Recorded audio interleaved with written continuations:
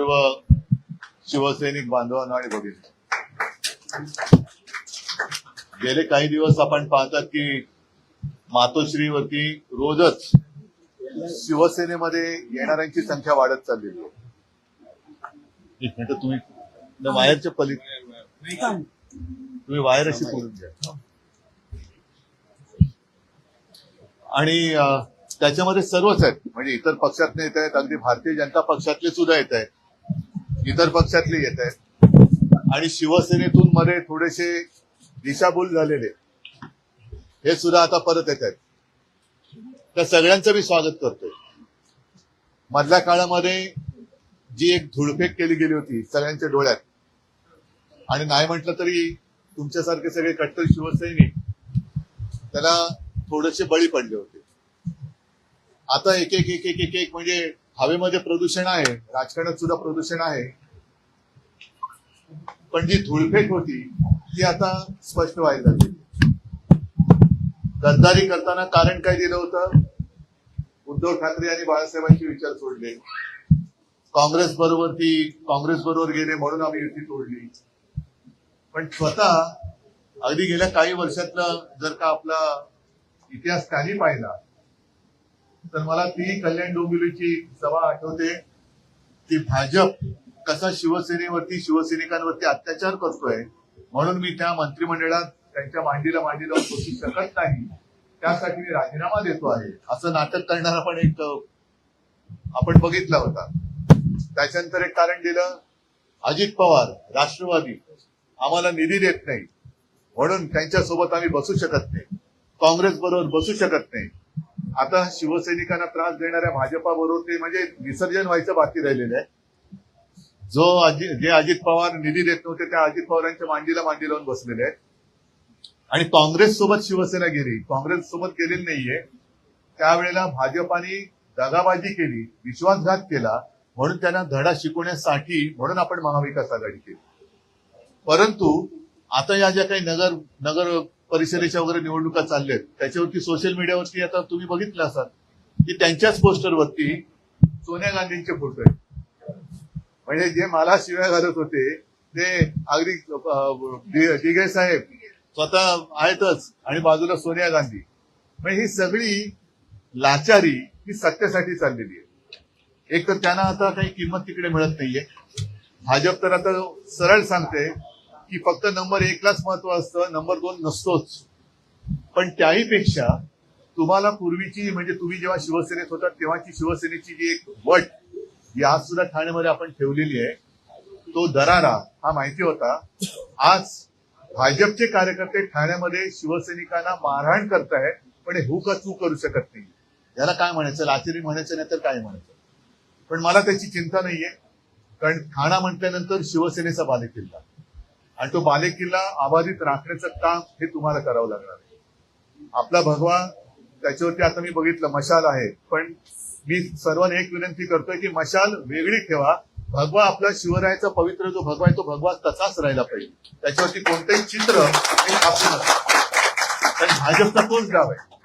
एक तर त्यांनी त्यांच्या फडक्यावरती तो हिरवा रंग लावलेलाच आहे, पण आपल्या हिंदूंची आणि मराठी जनतेची फसवणूक व्हावी, कुठेतरी गोंधळ व्हावा म्हणून मग त्याच्यावरती भगव्यावरती वेगवेगळी चित्र लावून हे लोकांच्या मनात गोंधळ ओढवतात. त्याच्यामुळे आपला भगवा हा पवित्र भगवा हा भगवाच मशालीसारखा दिसला पाहिजे, आणि तो दिसतोच. लांबून जर का भगवे पाहिले आपण फडकताना तर ते भगवेच मशालीसारखे फडकत असतात. त्याच्यामुळे ती जी मशाल आहे ती छत्रपती शिवरायांची, हिंदुत्वाची, महाराष्ट्र धर्माची आणि शिवसेना प्रमुखांनी आपल्या हातात दिलेली ती मशाल घेऊन पुढे चला. मध्ये येणारी सगळी जळमट असतील किंवा इतर सगळे विरोधक असतील ते त्या तेजानेच जळून भस्म होतील, हा मला आत्मविश्वास आहे. मी तुमच्या सगळ्यांचं स्वागत करतो आणि शुभेच्छा देतो. जय हिंद, जय महाराष्ट्र. उपस्थित सर्व शिवसैनिक बांधवांना आणि भगिनी,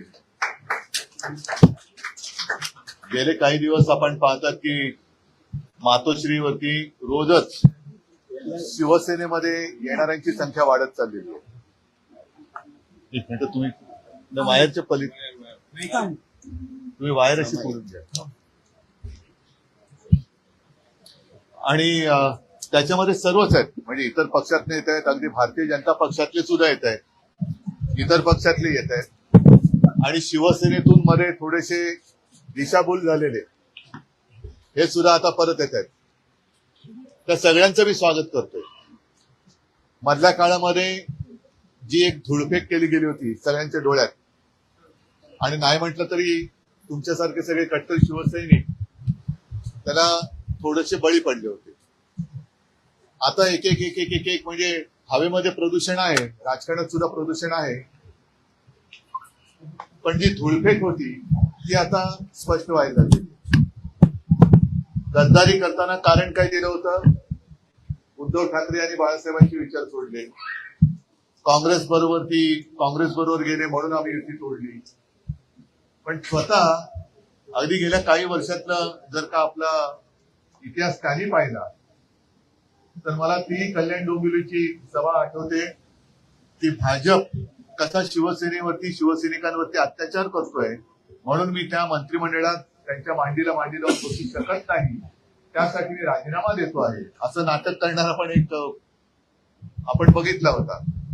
त्याच्यानंतर एक कारण दिलं, अजित पवार राष्ट्रवादी आम्हाला निधी देत नाही म्हणून त्यांच्यासोबत आम्ही बसू शकत नाही, काँग्रेस बरोबर बसू शकत नाही. आता शिवसैनिकांना त्रास देणाऱ्या भाजपा बरोबर ते म्हणजे विसर्जन व्हायचं बाकी राहिलेलं आहे. जे अजित पवार निधी देत नव्हते त्या अजित पवारांच्या मांडी लावून बसलेले आहेत. आणि काँग्रेस सोबत शिवसेना गेली, काँग्रेस सोबत गेलेली नाहीये. त्यावेळेला भाजपाने दगाबाजी केली, विश्वासघात केला, म्हणून त्यांना धडा शिकवण्यासाठी म्हणून आपण महाविकास आघाडी केली. परंतु आता या ज्या काही नगर परिषदेच्या वगैरे निवडणुका चालल्यात त्याच्यावरती सोशल मीडियावरती आता तुम्ही बघितलं असाल की त्यांच्याच पोस्टरवरती सोनिया गांधींचे फोटो आहेत. म्हणजे जे मला शिव्या घालत होते ते अगदी दिघे साहेब स्वतः आहेतच आणि बाजूला सोनिया गांधी. म्हणजे ही सगळी लाचारी ही सत्तेसाठी चाललेली आहे. एक तर त्यांना आता काही किंमत तिकडे मिळत नाहीये. भाजप तर आता सरळ सांगते की फक्त नंबर 1लाच महत्व असतं, नंबर 2 नसतोच. पण त्याहीपेक्षा तुम्हाला पूर्वीची म्हणजे तुम्ही जेव्हा शिवसेनेत होता तेव्हाची शिवसेनेची जी एक वट ही आज सुद्धा ठाण्यामध्ये आपण ठेवलेली आहे, तो दरारा हा माहिती होता. आज भाजपचे कार्यकर्ते ठाण्यामध्ये शिवसैनिकांना मारहाण करतायत, पण हे हुकचू करू शकत नाही.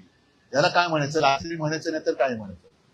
पण मला त्याची चिंता नाहीये, कारण ठाणा म्हटल्यानंतर शिवसेनेचा बालेकिल्ला आणि तो बालेकिल्ला अबाधित राखण्याचं काम हे तुम्हाला करावं लागणार आहे. आपला भगवा त्याच्यावरती आता मी बघितलं मशाल आहे, पण मी सर्वांना एक विनंती करतोय की मशाल वेगळी ठेवा. भगवा आपला शिवरायाचा पवित्र जो भगवा आहे तो भगवा तसाच राहिला पाहिजे, त्याच्यावरती कोणतंही चित्र हे छापू नका. कारण भाजपचा तोच डाव आहे. एक तर त्यांनी त्यांच्या फडक्यावरती तो हिरवा रंग लावलेलाच आहे, पण आपल्या हिंदूंची आणि मराठी जनतेची फसवणूक व्हावी, कुठेतरी गोंधळ व्हावा म्हणून मग त्याच्यावरती भगव्यावरती वेगवेगळी चित्र लावून हे लोकांच्या मनात गोंधळ ओढवतात. त्याच्यामुळे आपला भगवा हा पवित्र भगवा हा भगवाच मशालीसारखा दिसला पाहिजे आणि तो दिसतोच. लांबून जर का भगवे पाहिले आपण फडकताना तर ते भगवेच मशालीसारखे फडकत असतात. त्याच्यामुळे ती जी मशाल आहे ती छत्रपती शिवरायांची, हिंदुत्वाची, महाराष्ट्र धर्माची आणि शिवसेना प्रमुखांनी आपल्या हातात दिलेली ती मशाल घेऊन पुढे चला. मध्ये येणारी सगळी जळमट असतील किंवा इतर सगळे विरोधक असतील ते त्या तेजानेच जळून भस्म होतील, हा मला आत्मविश्वास आहे. मी तुमच्या सगळ्यांचं स्वागत करतो आणि शुभेच्छा देतो. जय हिंद, जय महाराष्ट्र.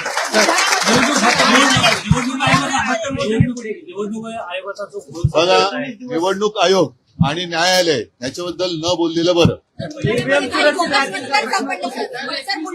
सगळीकडे नाही बघा, ऐका एक मिनिट. आता प्रवेशाचा कार्यक्रम झालाय, याच्यावरती आज आदित्य मला वाटतं प्रेस घेतो आहे, आजच घेतो बहुतेक, आणि नाही तर मी या विषयाची पुन्हा भेटेन, पण आता याच्यात मिक्स करू नका.